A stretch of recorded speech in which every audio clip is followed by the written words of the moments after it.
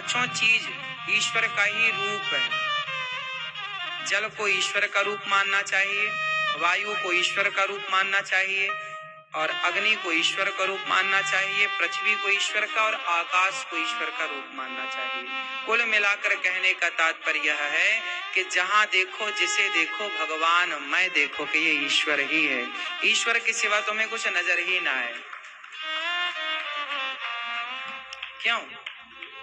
कई बार हम जो देखते हैं ना, हम उतना ही देख पाते हैं जितना दिखता है, लेकिन जब सत्संग करते हैं, आध्यात्म से जुड़ते हैं, तो हमें कुछ और दिखता है। चलो बताओ, आपको क्या दिख रहा है? सब लोग बताओ, क्या दिख रहा है? फूल दिख रहा है, गुलाब दिख रहा है, और ध्यान से देखो, और क्या दिख रहा है आपको? इसमें और भी कुछ है, देखो जरा, और क्या देख सकते हो आप लोग? जरा देख के बताओ क्या है। खुशबू, चलो इसमें खुशबू भी है, खुशबू भी आपने समझ ली। इसमें कलर भी है, रंग, रंग भी आपको दिख रहा होगा। इसमें एक आकृति है, आकृति भी आपको दिख रही है। और देखो ध्यान से, और क्या दिख रहा है? क्या और क्या दिख रहा है? ध्यान से देखो। ए मैया, देखो जरा, आपको क्या दिख रहा है? हैं? क्या? ठीक है, और ध्यान से देखो, इसमें एक चीज और दिख रही है, अंदर डॉट, बिंदु बिंदु, पराग दिख रहा होगा। ठीक है, वो भी ठीक है। और क्या दिख रहा है आपको मैया, लाल मैया? फूल, फूल तो सबको ही दिख रहा है। अब देखो, कली, कली नहीं है ये, खिला हुआ है। कली पहले था, ये कली से खिल गया, गुलाब बन गया। ठीक है, कली भी इसके पूर्व में थी ये। ठीक है, और कुछ दिख रहा है?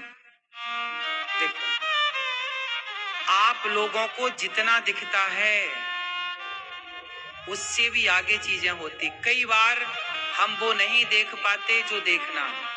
अब इसमें एक चीज और है जो आप में से किसी ने नहीं देखा, लेकिन है, हम बताते हैं। सत्संग सामान्य लोग जो नहीं देख सकते, वो भक्त, वो सत्संगी अपनी उस दृष्टि से देख सकता है। इसलिए सामान्य दृष्टि अलग होती है, और सत्संग के कहते हैं ना, बिनु सत्संग विवेक ना, तो विवेक की आंखें तो इसके बाद ही खुलती हैं। अब इसमें एक चीज और है जो आपको नहीं दिखी, पर वो देखने के लिए आपको क्या बनना पड़ेगा, जरा समझो। इस गुलाब में शहद भी है। क्या है? शहद भी है। बोलो है कि नहीं? आप इनकार कर सकते हैं कोई? पर शहद किसे दिख सकती है? मधुमक्खी आएगी, इस पर बैठेगी और इससे रस ग्रहण करेगी, और वो जाके छत्ते पर बैठेगी और सारे पुष्पों के रस से ही तो शहद बनाती है। तो बताइए, गुलाब में नजर नहीं आती, इससे ये सिद्ध तो नहीं हुआ कि शहद नहीं है। भाई, शहद को देखने के लिए मधुमक्खी बनना पड़ेगा। शहद को ग्रहण कौन कर सकता है? क्या आप इस गुलाब की शहद ग्रहण कर सकते हैं? क्या हम ग्रहण कर सकते हैं? हम ग्रहण तो नहीं कर सकते, पर हम ये जान सकते हैं कि इसमें एक शहद का भी हिस्सा है, और उसे ग्रहण करने के लिए मधुमक्खी ही चाहिए। इस गुलाब से शहद को मधुमक्खी ही निकाल सकती है। उसी तरह जैसे इस गुलाब में शहद छिपी हुई है, पर निकालेगा कौन? मधुमक्खी। उसी प्रकार सृष्टि के कण कण में परमात्मा छिपा हुआ है, निकालेगा कौन? कोई भक्त ही निकाल सकता है। जैसे मीरा ने निकाल लिया, जैसे प्रहलाद ने निकाल लिया। प्रहलाद ने तो निकाला ना, इस खंबे में ईश्वर है, एक प्रहार किया खंबे पर। प्रहलाद कोई बने तो हर खंबे से नरसिंह निकलने को तैयार है। मीरा कोई बने तो आज भी गिरधर गोपाल नाचने को तैयार है, आने को तैयार है। नरसी कोई बने तो आज भी मायरा भरने को कृष्ण तैयार है। सुदामा कोई बने तो आज भी पांव धोने को तैयार है। गोपी कोई बने तो आज भी संग नाचने को तैयार है। यशोदा कोई बने तो आज भी तुम्हारा दूध पीने को तैयार है। ग्वाल वाल कोई बने तो आज भी तुम्हारे संग खेलने को तैयार है, अर्जुन कोई बने तो आज भी तुम्हारा रथ चलाने को तैयार है। कमी उस गिरधर गोपाल में नहीं पगले, कमी हम लोगों में हो गई है। हम तो अब हम कहें जी कि इस गुलाब में तो देखो शहद है ही नहीं। नहीं, आप कहो भगवान कहाँ है तो दिखता क्यों नहीं? पागलपंती की बातें ना करो। लोग कहते हैं ना भगवान है तो दिखता क्यों नहीं, ये पागल मूर्खता वाली बातें। भाई शहद दिख रही है क्या? फिर नहीं दिखने से सिद्ध तो नहीं होता कि शहद नहीं है। क्यों जी, बात सही है। मधुमक्खी सारी शहद का संग्रह इन्हीं पुष्पों से तो करती है। बोलो हाँ कि ना?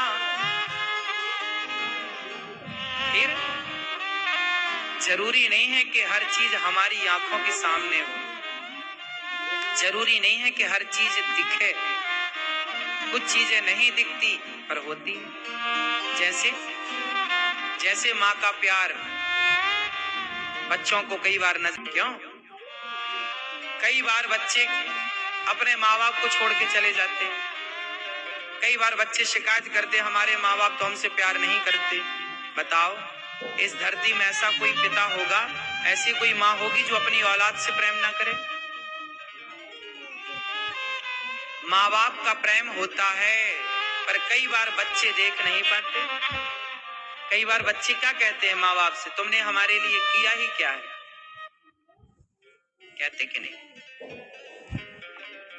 माँ बाप के प्रेम को, माँ बाप की संपत्ति तो बच्चे देख पाते हैं, माँ बाप की दौलत तो बच्चे देख पाते हैं, पर माँ बाप के प्रेम को बच्चे नहीं देख पाते। माँ बाप के प्रेम को देखने के लिए स्वयं को माँ बाप बनना पड़ता है।